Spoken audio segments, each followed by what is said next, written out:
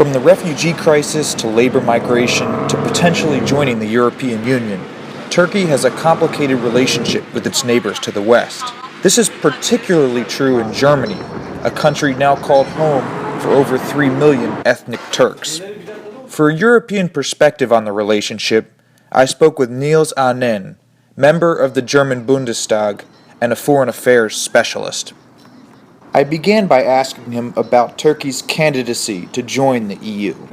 Well, obviously, given the circumstances, the oppression of opposition, the infringement of media rights, etc., this is a long shot. I'm not sure even if we would all agree that Turkey should become a member and there would be support from all the member states that Turkey could or would like to meet the conditions that are necessary as a precondition, of course. But I think it's important, the message to send to the people in Turkey, it's politicians but average citizens, especially young people, that there is not a closed door to our club and that Turkey should be treated fairly and there shouldn't be any special barrier for a country like Turkey. And it's important. We see that Turkey, with its size, its position in a geopolitical environment that is very, very difficult, should have close links to our ideas of democracy and our values. So if Turkey decides to become a member, they should have a fair chance. That's all what I'm saying. But look, I'm not naive. I don't believe that this is going to happen within the next years, and probably the Turkish politics right now is turning into a completely different direction. But in particular, this different direction away from Europe, away from our values and our ideas, is not in our own interest. Whether you're talking about economics, politics, or security, do you think the EU can trust the Erdoğan administration to dialogue in good faith? Well, look, I mean, there are so many countries in the world that we have dialogue, even strategic relationships that are non-democratic states. I still believe that the core of Turkish democracy is more than President Erdoğan is, but we need to deal with whoever is running Turkey.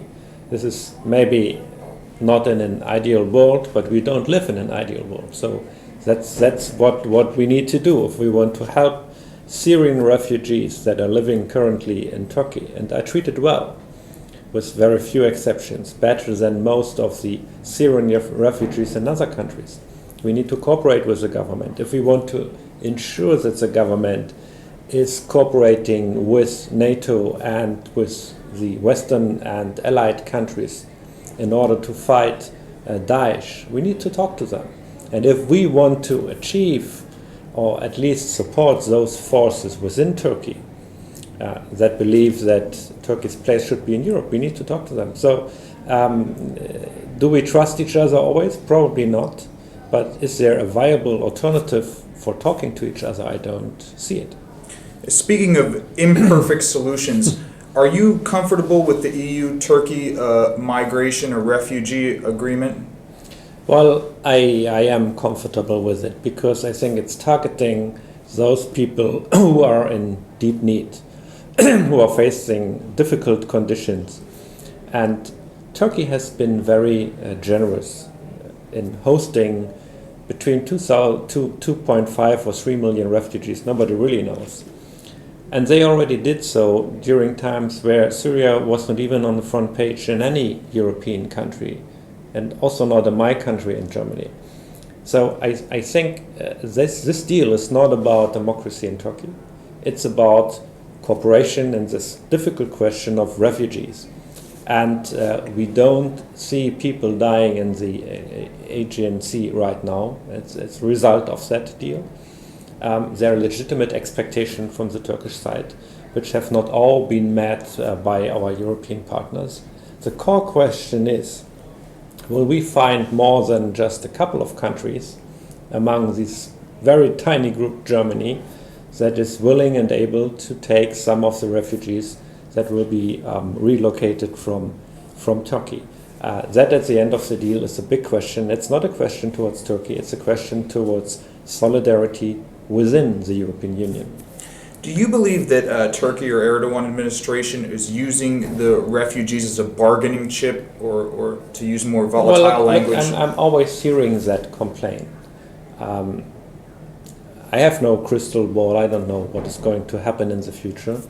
But in spite of all the tensions, the criticism after the failed coup, also the very concerning developments within Turkey, I addressed that too here.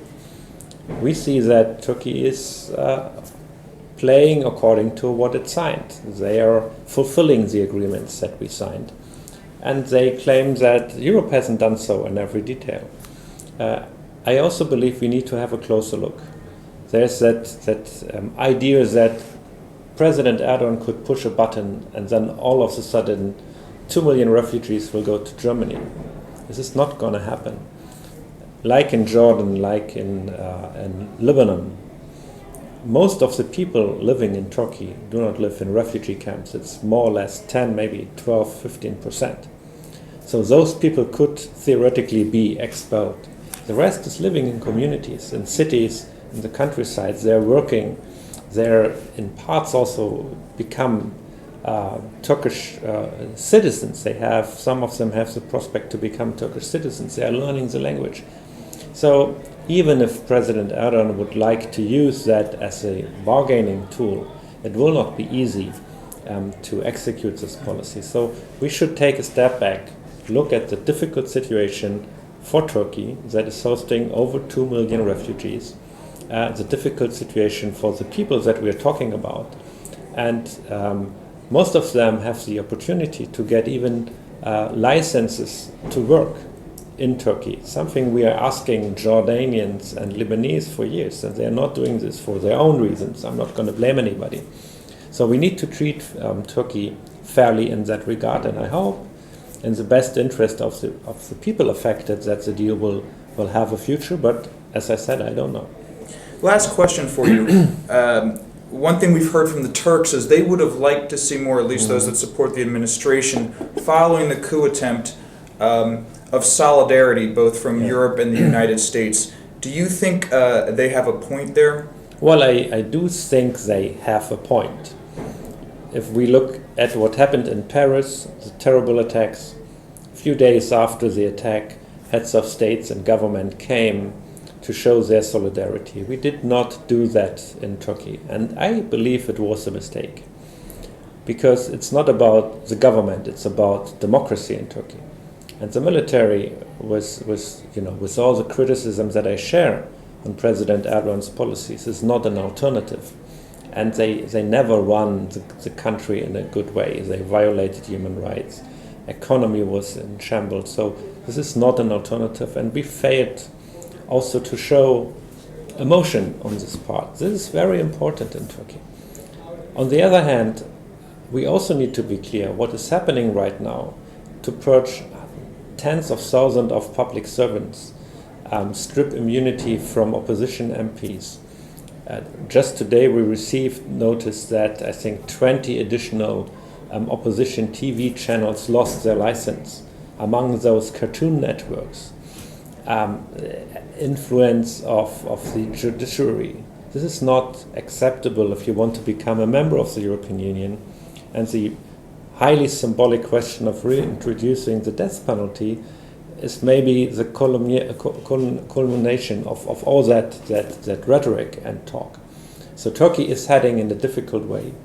And we see that also Parliament is losing its influence. They gave away a lot of their rights with the state of emergency law they just passed, and the government is going to prolong. So there are two aspects of this. We should be absolutely clear in rejecting the attempted coup, and we made a mistake not to show solidarity.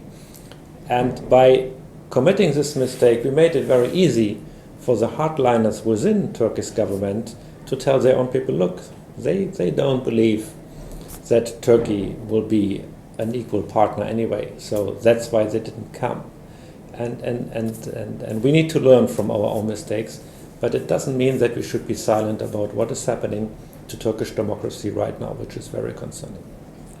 Mr. Annen, thank you so much for your time. My pleasure.